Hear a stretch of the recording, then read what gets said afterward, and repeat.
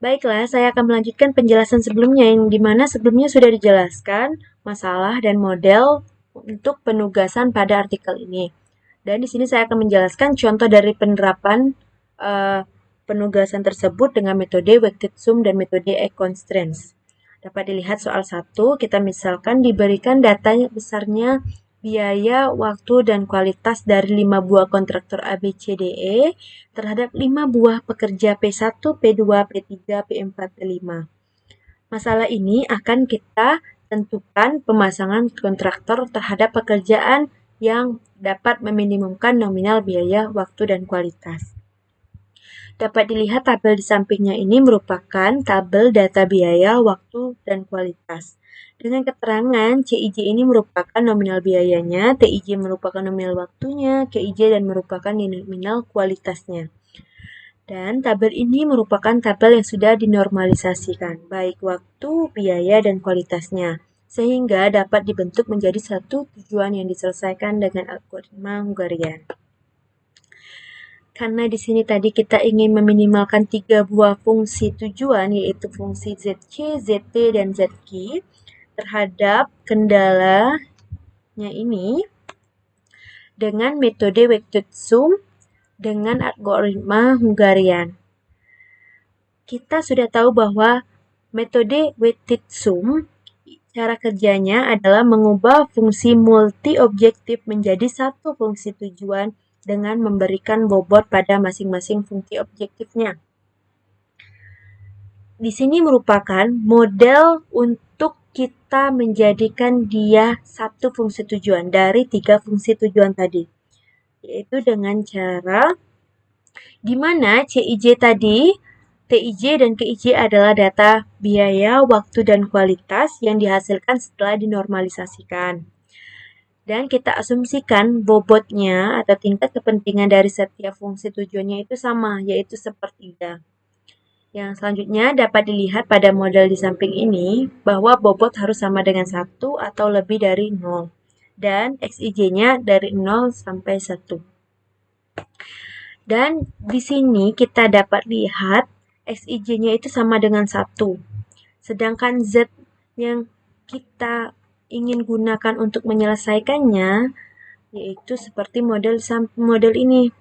Z sama dengan kali bobot biaya yaitu sama ya tadi sepertiga, bobot dikali CIJ dikali XIJ ditambah bobot dikali TIJ dikali XIJ ditambah bobot dikali KIJ dikali XIJ. Seperti berikut ini. Bobotnya tadi sepertiga dikali 0,850 yang merupakan CIJ-nya dikali XIJ-nya 1. Ditambah sepertiga dikali 0,948 itu merupakan TIJ dikali XIJ-nya tadi 1. Ditambah sepertiga dikali 1 dikali 1. Dimana 1 yang pertama ini merupakan KIJ dan dikali XIJ-nya sama dengan 1. Sama dengan 0,933. Begitu juga pengerjaan seterusnya. Dapat dilihat pada tabel awal tadi ya. Lanjut. Dan ini merupakan tabel yang sudah kita kerjakan untuk menjadi satu fungsi tujuan tadi. Dan kita sudah mendapatkannya. Maka dari itu kita dapat meminimumkan nilai Z-nya tadi terhadap kendalanya ini. Model penugasan di atas ini selanjutnya diselesaikan dengan algoritma Hungarian. Oke. Pertama, temukan nilai minimum tiap baris lalu selisihkan tiap elemen baris dengan nilai minimum. Oke, dapat kita lihat pada baris A nilai minimumnya adalah 0,503, pada baris B nilai minimumnya adalah 0,584, pada baris C nilai minimumnya adalah 0,535, pada baris D nilai minimumnya adalah 0,521, pada baris E nilai minimumnya adalah 0,599.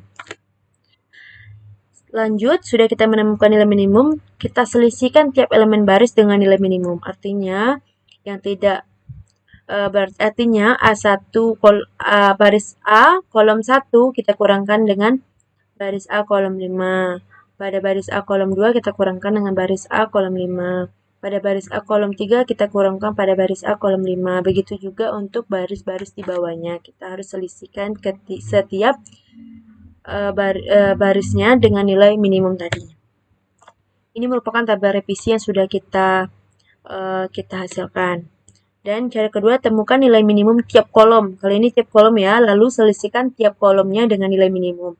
Kolom 1 nilai minimumnya adalah 0,193, kolom 2 nilai minimumnya adalah 0,049, kolom 3 nilai minimumnya adalah 0,088, kolom keempat nilai minimumnya adalah 0, kolom kelima nilai minimumnya adalah 0. Sehingga kita langsung selisihkan tiap elemen kolomnya dengan nilai minimum tadi. Ini merupakan tabel revisi yang sudah kita hasilkan. Baik, langkah ketiga itu disebut dengan iterasi 1. Langkah ketiga, iterasi pertama, itu step ketiga, kita buat penugasan di tabel biaya peluang.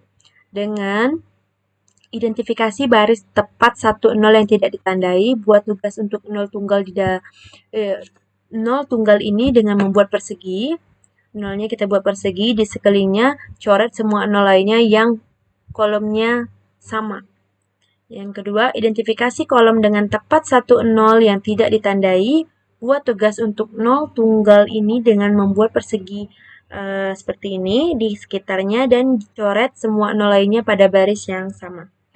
Jika baris atau kolomnya memiliki 2 atau lebih 0 yang tidak ditandai atau 1 tidak dapat dipilih dengan inspeksi, maka pilih sel yang berwenang saja. Yang keempat, lanjutkan proses ini sampai 0 pada baris dan kolomnya diberikan atau dicoret.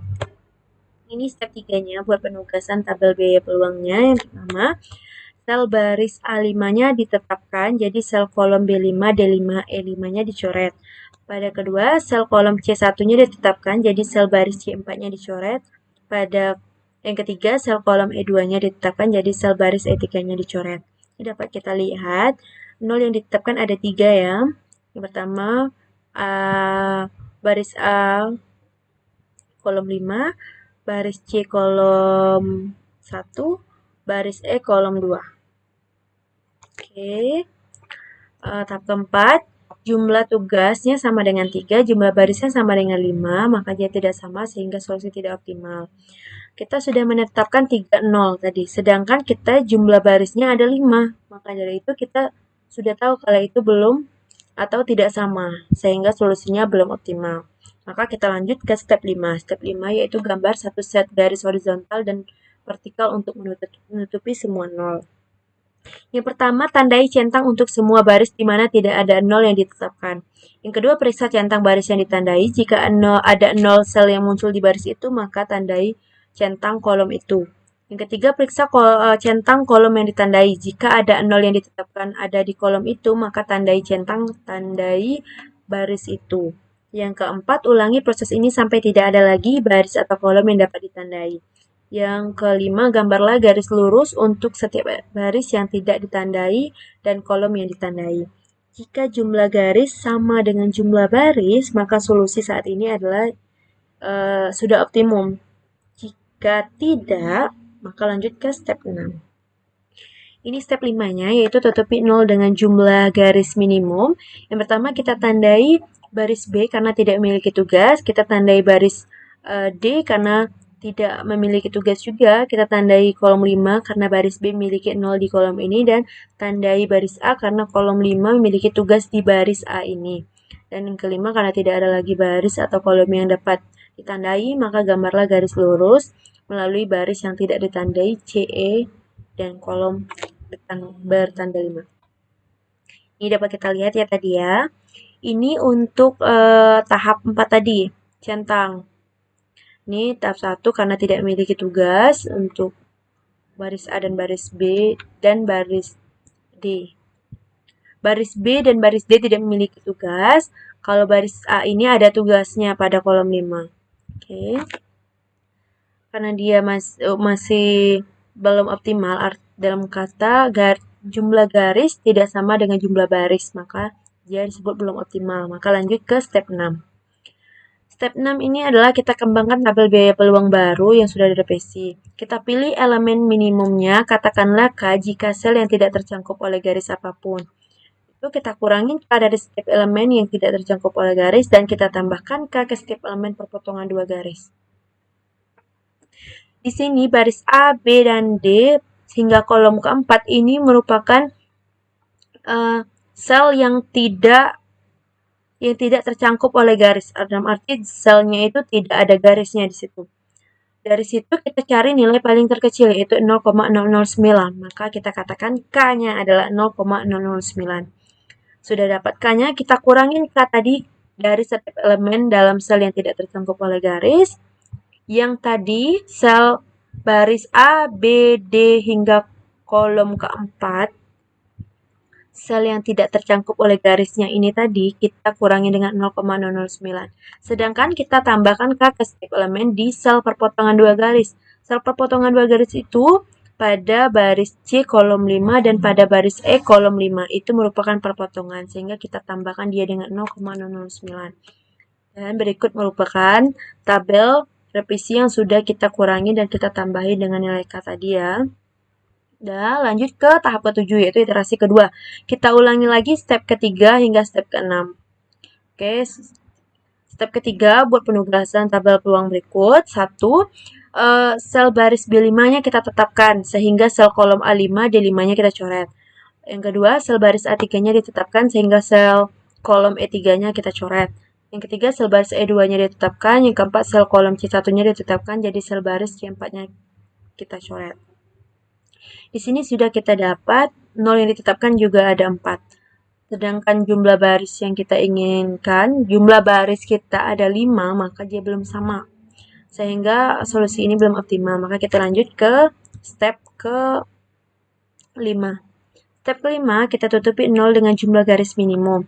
Yang pertama, tandai centang baris D karena tidak memiliki tugas. Yang kedua, tandai kolom 5 karena baris D memiliki 0 di kolom ini. Yang ketiga, tandai baris B karena kolom 5 memiliki tugas di baris ini. Yang keempat, karena tidak ada lagi baris satu kolom yang dapat ditandai, maka gambarlah garis lurus. Aduh, maaf.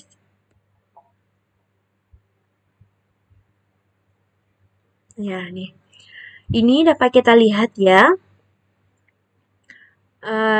Di sini ada 4 garis yang dapat kita buat, sedangkan jumlah barisnya ada 5, maka dia belum optimal. Maka kita lanjut ke step 6.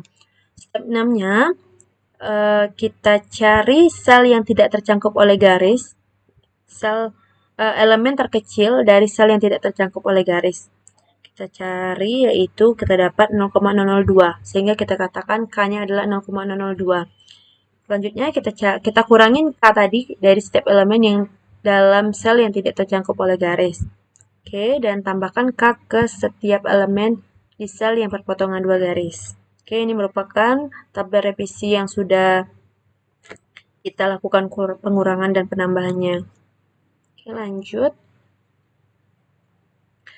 Lanjut ke iterasi ketiga, yaitu ulangan step ketiga hingga step ke-6 lagi. Karena tadi belum optimal, ya. Lanjut, yaitu sel baris, yang pertama sel baris A3-nya kita tetapkan sehingga sel kolom E3-nya dicoret. Yang kedua, sel baris B5-nya ditetapkan sehingga sel kolom D5-nya dicoret. Yang ketiga, sel baris D4-nya ditetapkan sehingga sel kolom C4-nya dicoret. Yang keempat, sel baris C1-nya ditetapkan, dan kelima, sel baris E2-nya ditetapkan. Ini kita dapat lihat ya bahwa 0 yang sudah ditetapkan itu sudah ada 5. Dan jumlah baris kita juga ada 5. Maka dari itu dia sudah sama ya jumlah baris dengan jumlah tugasnya. Nah, sehingga solusi ini dapat kita katakan sudah optimal. Ini dapat kita lihat untuk kontraktor A pekerjanya adalah pekerja 3. Untuk kontraktor B pekerja 5, untuk kontraktor C pekerja 1, untuk kontraktor D pekerja 4, dan untuk kontraktor E itu pekerja 2. Ini harus kita ingat tempatnya dari kontraktor A, B, C, D, E dengan pekerja 1, 2, 3, 4, 5-nya ya. Kita lihat.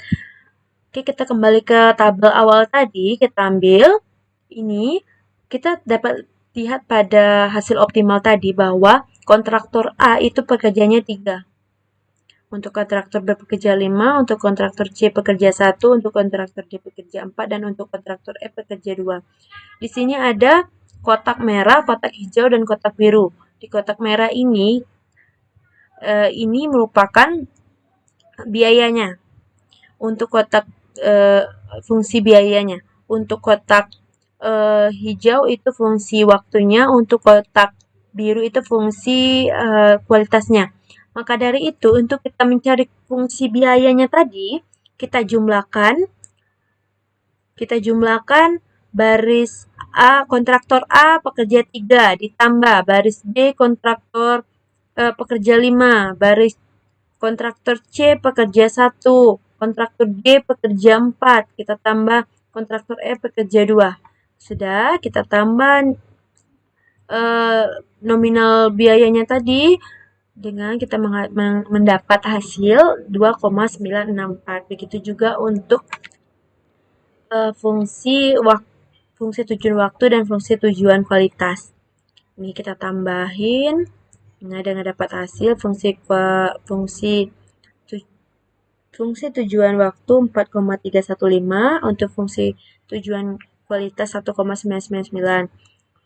Maka dari itu kita mendapatkan hasil optimal. Hasil optimalnya kita sebut dengan Z sama dengan ZC tambah ZT tambah ZQ. 2,964 ditambah 4,315 ditambah 1,999 sama dengan 9,278. Dengan kendala X13 atau kontraktor A pekerja 3 ini disebut dengan X13 sama dengan X25 sama dengan X31 sama dengan X44 sama dengan X52 itu sama dengan 1.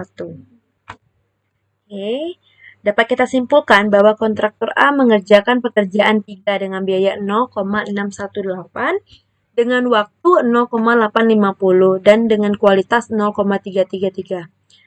Kesimpulan kedua, kontraktor B mengerjakan pekerjaan 5 dengan biaya 0,236 dengan waktu 0,850 dan dengan kualitas 0,667. Dan untuk kontraktor C mengerjakan pekerjaan 1 dengan biaya 0,936 dengan waktu 0,915 dan dengan kualitas 0,333. Untuk kontraktor D dengan pekerja 4 dengan biaya 0,412 dengan waktu 0,850 dan dengan kualitas 0,333. Itu juga untuk kontraktor E mengerjakan pekerjaan 2 dengan biaya 0,762 dengan waktu 0,850 dan dengan kualitas 0,333. Maka dari itu, total semua dari waktu, biaya, kualitas yang sudah dioptimalkan tadi senilai 9,278. Oke. Baiklah, selanjutnya saya akan menjelaskan dengan metode E-constraints. Metode E-constraints. Di sini ada 3 buah fungsi yang ingin kita minimumkan. Yang pertama fungsi ZC, fungsi ZT, dan fungsi ZQ, di mana C-nya tadi biaya, T-nya tadi waktu, dan Q tadi kualitas. Sama ya seperti soal sebelumnya. Terhadap kendalanya juga sama seperti sebelumnya.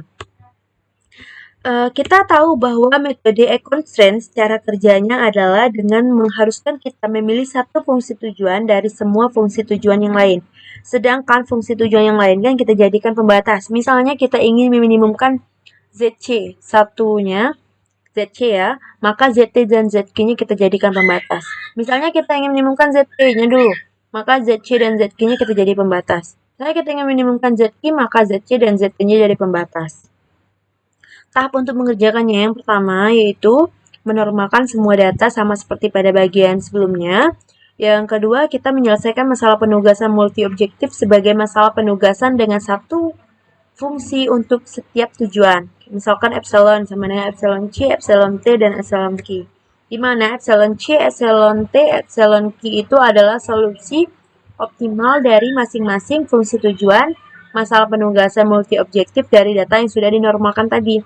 Maka dari itu, model optimisasi masalah penugasan ini dapat diubah menjadi beberapa model matematika seperti berikut ini. Jika kita ingin minimumkan ZC, maka ZT dan ZQ-nya kita jadi pembatas. Jika kita ingin minimumkan ZT-nya, maka ZC dan ZK-nya jadi pembatas. Begitu juga jika kita ingin minimumkan ZK-nya, maka ZC dan ZK-nya jadi pembatas. Maka model matematika di atas tadi ini selanjutnya dapat kita selesaikan dengan software Tora. Sama seperti pada artikel ya, itu dengan menggunakan software Tora untuk mendapatkan hasil yang optimalnya. Dan di sini merupakan hasil metode constraint dengan software Tora. Karena di sini kami tidak memiliki software Tora dan kami juga kurangnya pengetahuan akan menggunakan software Tora, maka dari itu kami tidak menggunakan atau tidak dapat menyelesaikan ini. Kami cuma dapat melihatkan hasilnya yang sudah ada pada artikel saja ya. Di sini minimum ZC-nya untuk Z totalnya sama dengan 10,221.